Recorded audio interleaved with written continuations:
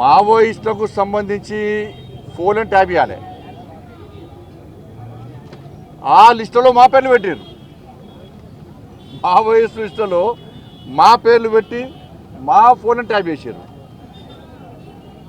నాదే కాదు, అప్పుడు పిసిసి అధ్యక్షుడు ఉన్నటువంటి ఇప్పటి ముఖ్యమంత్రి రేవంత్ రెడ్డి గారి పేరు ఉంది అలా.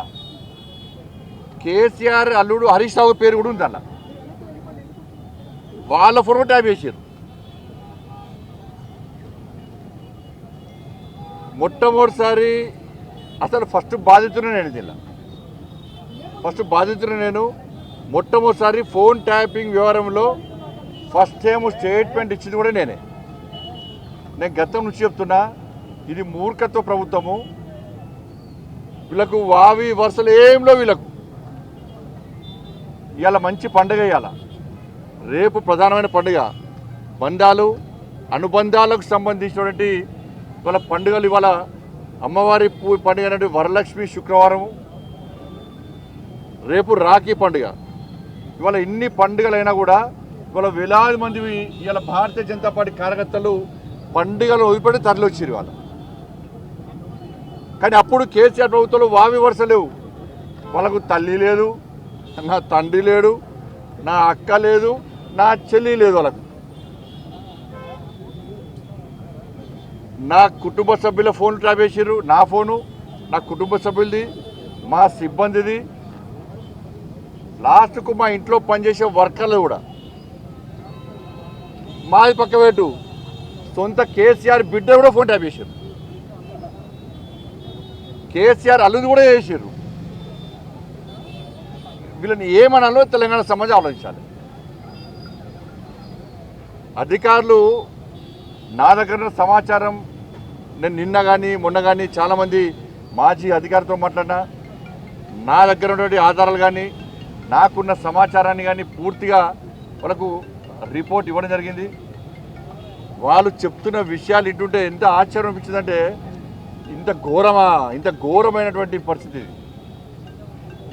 వాళ్ళు చెప్పే విషయాలు ఇంటుంటే. నేను ఎప్పుడు ఆందోళన చేసినప్పుడు కూడా, రాష్ట్ర అధ్యక్షుడు ఉన్నప్పుడు, పాదయాత్ర చేసినప్పుడు కానీ, ఏదైనా ప్రొటెస్ట్ ప్రోగ్రామ్ పోతున్నామంటే ముందే పోలీసులు వస్తారు. వెంటనే మా సిబ్బంది ఫోన్ చేయడము, ఎటు పోతున్నారు, ఇవాళ ప్రోగ్రామ్ ఎక్కడా, మీరు ప్రొటెస్ట్ చేద్దాం అనుకుంటున్నారు కదా, ఆ ప్రోగ్రామ్ ఎక్కడా, ఏడే చేస్తున్నారు అని చెప్పించి ముందే అడిగే ప్రయత్నం చేస్తే చాలా సందర్భాల్లో అనుమానాలు వచ్చినాయి.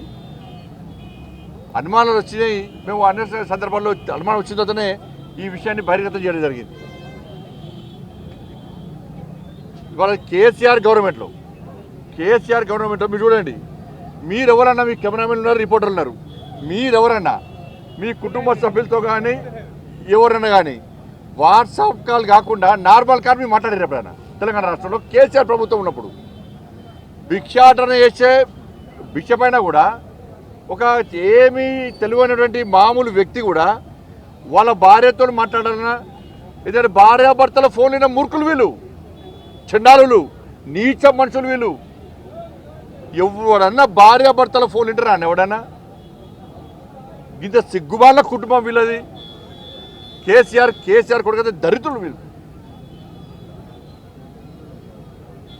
ఎవరన్నా తెలంగాణ రాష్ట్రంలో కేసీఆర్ ప్రభుత్వం ఉన్నప్పుడు ఎవ్వరు కూడా నార్మల్ కాళ్ళు మాట్లాడుకోవాలి.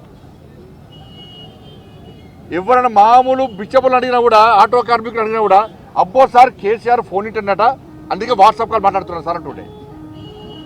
ఇది కామన్ అయిపోయింది. ఇది ఎవరు కూడా మాట్లాడుకోలే, అందరికి తెలిసిపోయింది. కేసీఆర్ ఫోన్ ఇంటర్నట, మామూలు కాల్ మాట్లాడవద్దు, అయితే వాట్సాప్, అయితే ఫేస్ టైము, అయితే సిగ్నల్లే మాట్లాడుకోవాలంట అని చెప్పి ఈ టెక్నాలజీ పెంచడానికే వచ్చి కేసీఆర్ టాపిక్ వేసేది. అంత తెలుసు. అంటే ఇంత ఘోరమైన పరిస్థితి ఆ రోజు కేసీఆర్ ప్రభుత్వ హయాంలో ఉండే. మావోయిస్టుల ఫోన్ల లిస్టులో మా పేర్లు పెట్టి ఫోన్ ట్యాప్ చేసారు.